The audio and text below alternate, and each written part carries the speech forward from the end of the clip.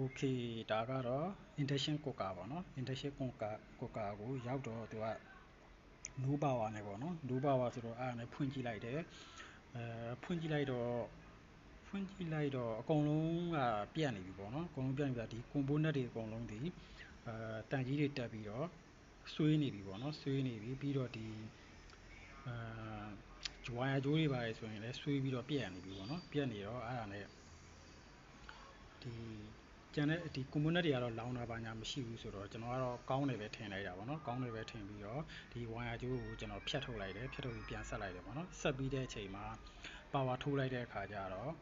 power တက်လာတယ်ခဏတက်လာတယ်ပေါ့နော်တက်လာပြီးတော့ပြီးတော့ဒီ IGBT လောင်သွားတယ်ပေါ့နော်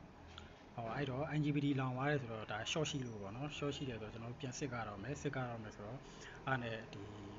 IGBT လောင်နေဆိုတော့ဒီကဖြစ်နိုင်ခြေရှိတာတော့ဒီ resonant capacitor တွေ short ကြတာတို့ပြီးလို့ရှိရင်ဒီ gate driver circuit ပေါ့နော် gate driver circuit ကောင်းလုံးမလုပ်တာ short ကြတာပြီးလို့ရှိရင်ဒီ gate resistor ပေါ့နော် gate resistor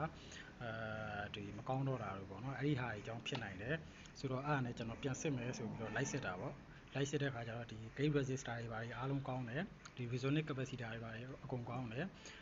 ပြဿနာကဒီ gate driver circuit မှာပေါ့နော် gate driver မှာဒီ transistor တွေ3လုံးဒီလုံးဝဒီတန်ကြီးတွေတက်ပြီးတော့ကင်လိုက်ပေါ့ပြတ်ထွက်သွားတာပေါ့နော်အဲ့တော့တော်တော်လေးဟိုဆွေးပြီးတော့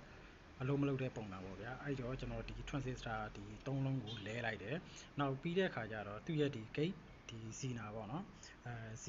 Zener တိုင်အုပ်လေးရှိတယ် Zener တိုင်အုပ်ကလေးကလည်းပြတ်နေတာပေါ့နော်ဒီကောင်လေးအဲ့ဒီ Zener တိုင်အုပ်ကလည်း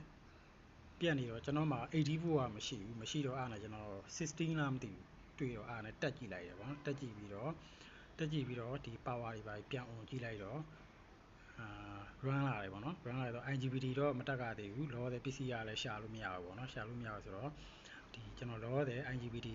ဖြုတ်လျက်သားနဲ့စမ်းကြည့်လိုက်တယ်ပေါ့နော် IGBT ဖြုတ်လျက်သားနဲ့စမ်းတယ်ဆိုလို့ရှိရင်ဒီ gate emitter ပိုးတွေဒီ0 volt ကြာရမယ်ပေါ့နော်0 volt မကြရင်တော့မှ0နီးနီးပေါ့နော်မထားပါတော့ 0.1 လို့ပါတော့အဲ့လောက်ထိပဲဖြစ်ကြမှာပေါ့နော်သူကဒီဘိုးရိတ်တစ်ခုခုရှိနေလို့ရှိရင်ဒါ IGBT ကသူက shut down လုပ်ရမယ့်အချိန်မှာ shut down မလုပ်နိုင်ပဲနဲ့ဒီအဲ့လိုမျိုး short ဖြစ်သွားတဲ့ပုံစံမျိုးပေါ့ဗျာအဲ့လိုပဲပြောရမယ်ဆိုတော့အခုကတော့ကျွန်တော်အဲ့ဒီဟာတွေအကုန်လုံးစစ်ပြီးတော့ဒီပြန်ဆန်းကြည့်ပြီးပြီเนาะပြန်ဆန်းကြည့်တော့ဟိုတက်နေပြီပေါ့နော်ဒီတချို့ component တွေဒီတချို့ resistor တွေပါတယ်ဆိုလဲလဲရတယ်ဒီတချို့ capacitor တွေပါတယ်ဆိုလဲကျွန်တော်ဒီဟိုအစားထိုးလိုက်တယ်ပေါ့နော်အကုန်လဲထုတ်လိုက်တယ်အခုကျွန်တော်တစ်ချက် power ဆန်းပြပြီးမယ်ပေါ့နော်ဒါဆိုရင်တော့ power ဖွင့်လိုက်ပြီเนาะ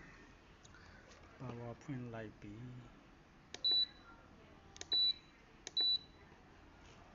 โอเคဒါဆိုရင် power တက်လာပြီပေါ့နော် power တက်လာပြီဆိုတော့လက်ရှိအခြေအနေမှာဒီ gate emitter ပိုးတွေက0ပဲရှိရမှာပေါ့နော်ကျွန်တော်တစ်ချက်စမ်းပြကြည့်ပြီမှာနော်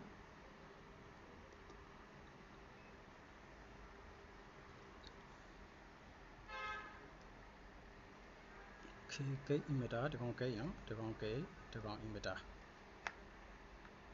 တစ်ချက်စမ်းလိုက်ပြီနော်0ပို့ပဲနော်